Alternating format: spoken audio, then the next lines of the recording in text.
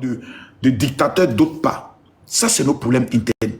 Vous imaginez Mansour arrive dans notre pays, commence à présenter les bons endroits qu'il aime, et puis les Ivoiriens commencent à lui dire, oh, fous le camp là-bas. Il faut lui montrer aussi les choses qui ne vont pas. S'il commence, les Ivoiriens vont le gifler. Nous, encore, on te frappe. On te frappe même dans les rues.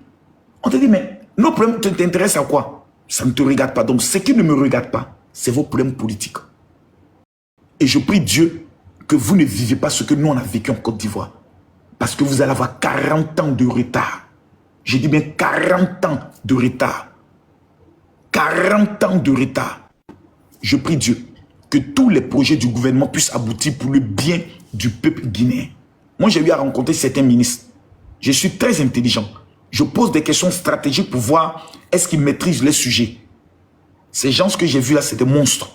Chacun dans son domaine. Vous avez une femme qui est le ministre du Commerce. Elle, c'est un monstre.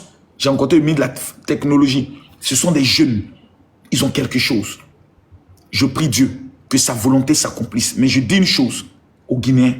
Mettez-moi hors politique. Laissez-moi vivre ma passion. La Guinée est pour moi une passion. Je crois que c'est Myriam Makeba ou bien c'est qui? Comment elle s'appelle la femme qui est venue en Guinée là? Qui vivait à Dalaba. Elle s'appelle comment? Myriam Makeba. Elle s'appelle comment? La chanteuse là. Ok, c'est vrai, c'est Myriam Makeba. Myriam Makeba. Mais c'est ici qu'elle a passé toute sa vie. Myriam Makeba a vécu en Guinée. À Dalaba, sa maison est encore là. Pourquoi vous ne voulez pas que moi je vive cette expérience? Pourquoi vous ne voulez pas que je présente ce qui est de beau? Quand tu rencontres une femme, est-ce que tu présentes son côté négatif? Tu marches avec elle fièrement. Laissez-moi. La Guinée, moi, c'est un mariage. Je vous demande pardon. Si ce que je présente vous blesse, acceptez d'être blessé. Ça va vous soigner. Souvent, pour enlever, soigner une plaie, il faut qu'on coupe la peau morte et puis on soigne. Laissez-moi vous soigner. C'est un Guinéen.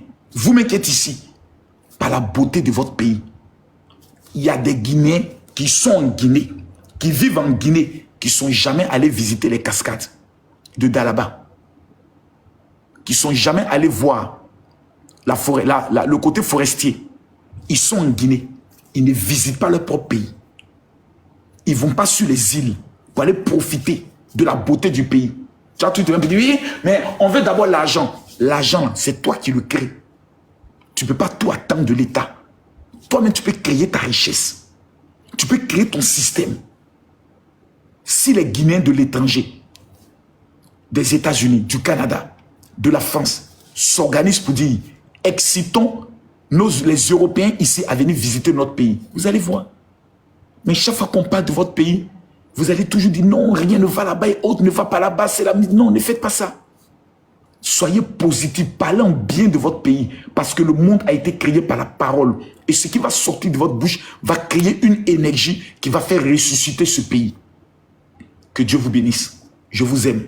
Shalom.